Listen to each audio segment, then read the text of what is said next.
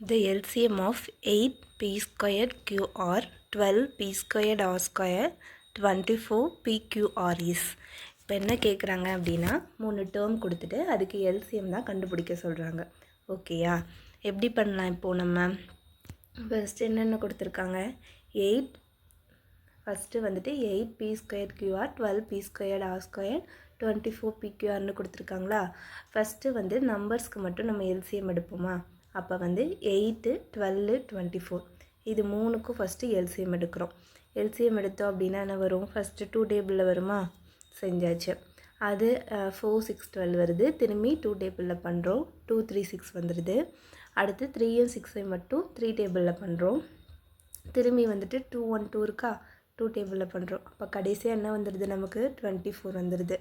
LCM இந்த 3 நம்பருக்கு number படி எல்சிஎம் வந்து 24 வந்துடுது. ஓகேயா, அடுத்து நம்ம லெட்டர்ஸ்க்கு பார்த்தோம் அப்படின்னா எல்சிஎம்னா என்ன? இப்போ வந்து பவர் கொடுத்துருக்காங்க அப்படின்னா இருக்கிறதுலே பெரிய பவர் எடுத்துப்போம். எல்லா நம்பருமே இருக்கணும், அப்படி தானே? இப்போ வந்து ஃபஸ்ட்டு பி இருக்குது.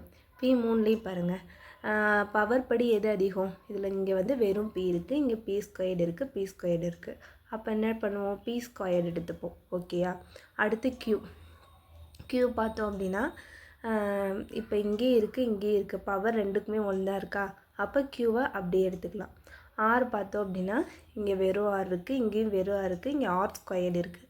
அப்போ இதை எடுத்துப்போம், ஆர் ஸ்கொயர்டு. ஓகேயா, அப்போ நமக்கு ஆன்சர் என்ன?